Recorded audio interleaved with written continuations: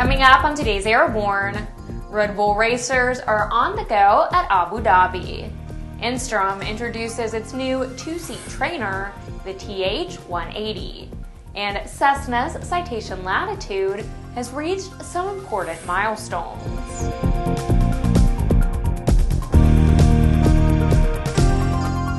Welcome to Airborne on Aero-TV. I'm Ashley Hale.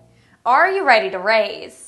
ANN was excited to report earlier this year that the Red Bull races are back on track for a full season in 2014. And now they have started. The first race of the season began today, Friday, February 28, and continues through tomorrow in Abu Dhabi. U.S. cities scheduled for Red Bull Air races in September and October are Fort Worth and Las Vegas. The series will be back with defending world champion Paul Bonhomme among the 12-pilot field after it took a 3-year break to improve safety and reorganize.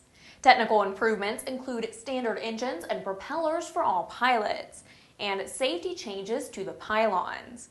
Now here's the best part. Both live coverage and highlights will be covered on your Fox Sports 1 television channel. It will also be streamed via Red Bull TV. Visit redbullairrace.com for viewing details. Tune in and zone out on the action.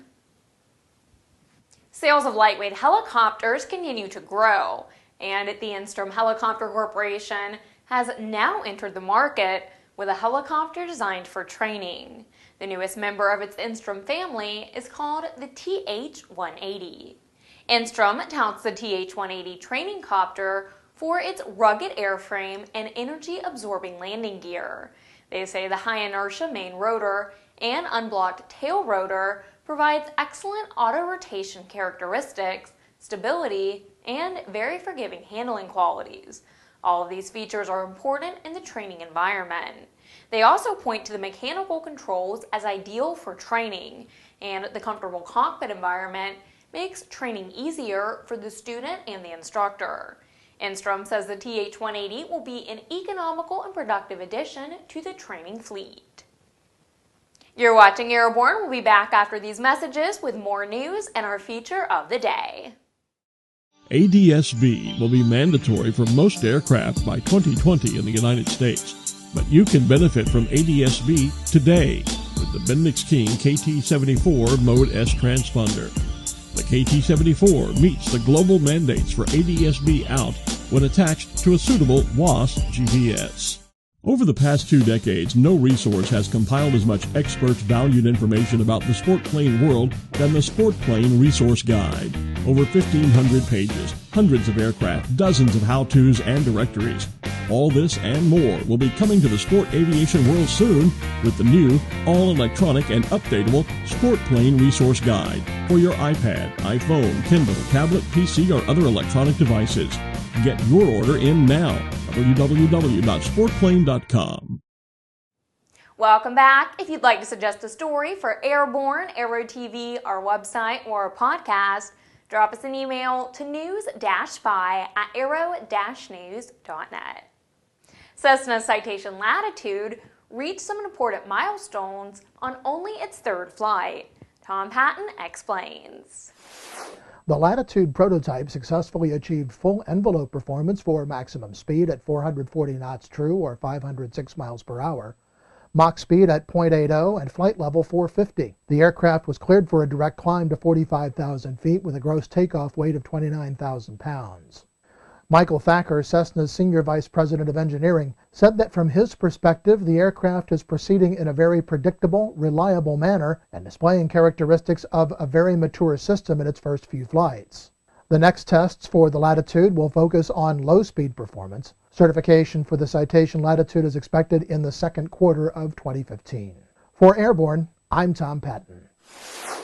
It's Friday at last, and that means it's time for ANN's CEO and Editor-in-Chief to check in with his weekly Barnstorming commentary. This week, Jim talks about his upcoming CFI renewal, his expectations for the craft of flight instruction, and looks for your input on the future of the CFI gig. Here's this week's Barnstorming.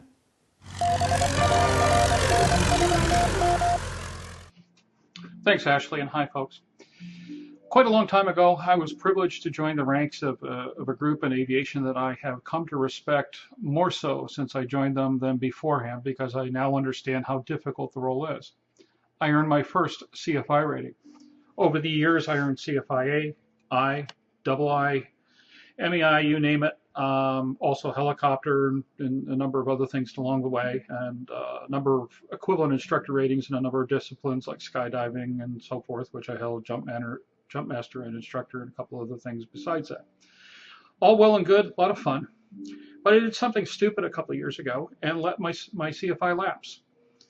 I have come to find that I am not nearly as good a pilot, in my opinion, as I was when I was a flight instructor, and that somewhere down the line I'd like to do a little bit of teaching here and there, especially in the things I loved. I love teaching aerobatics, and I love teaching multi-engine, and I really love teaching unusual attitudes separate from aerobatics and allowing people to recognize when they're in a world of hurt and how to get out of it. Love that stuff, still do, think it's important. So I have an objective for the next year or so, and that is to renew my CFI.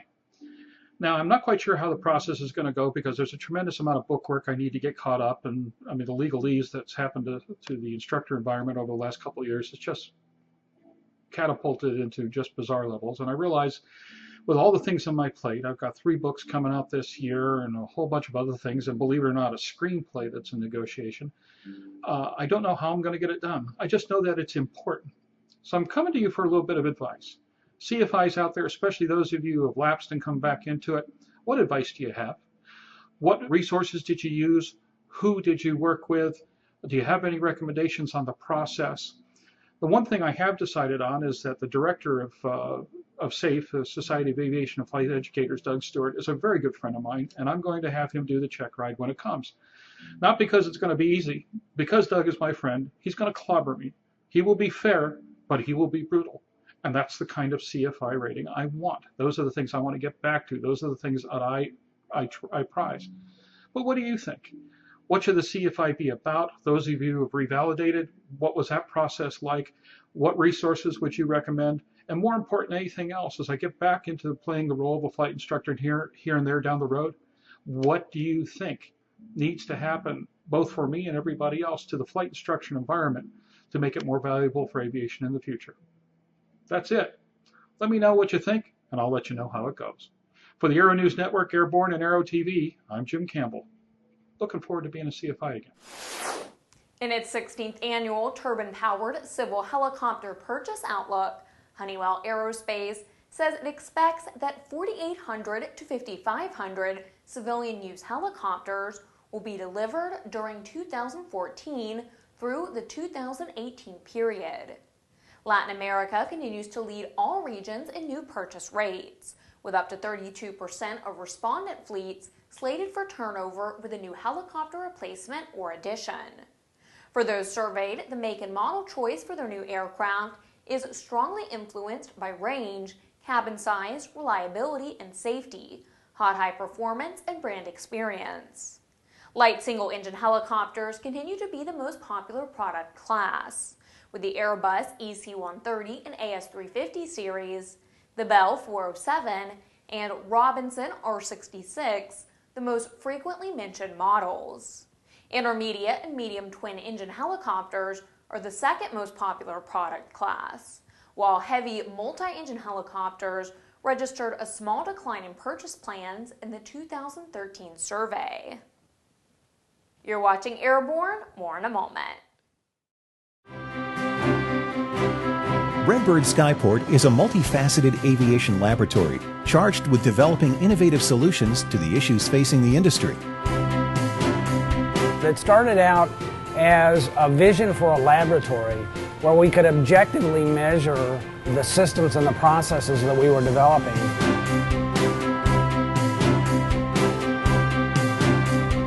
Being able to put some objective measures behind the anecdotal evidence that we have about the value of motion and the application of this technology is very, very important, because until we can objectively measure it and play that data back, we can't design training systems that make the best use of it.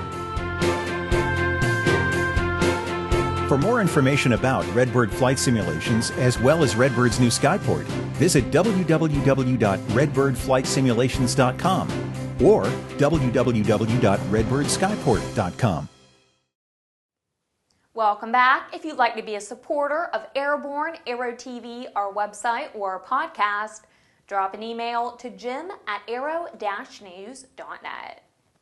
Lithium-ion battery technology is ready for prime time in general aviation, thanks to True Blue Power. The FAA has granted a TSO, and the European Aviation Safety Agency has granted an ETSO certification for the True Blue Power TB17 Advanced Lithium-Ion Battery. The TB17 is the first lithium-ion engine start battery for business and commercial aviation to receive either certification. Featuring nanophosphate lithium-ion chemistry to provide energy, safety, and life. The nanophosphate technology is more chemically stable, producing less energetic reactions in the rare event of battery over temperature or over voltage. The TB17 is designed primarily for light turbine and piston aircraft. At 16 pounds, it offers a 45% weight savings compared to older lead-acid and nickel-cadmium alternatives. Because of its certification, the TB17 battery is available as original equipment and as replacement for existing batteries. We all love EAA AirVenture Oshkosh, and if you think it's good as a visitor, consider the idea of becoming an Aero Insider with the Aero-News Network. Each year, ANN shows up with our regular professional crew, but that crew just can't get it all done without the help of others. We call these helpers stringers.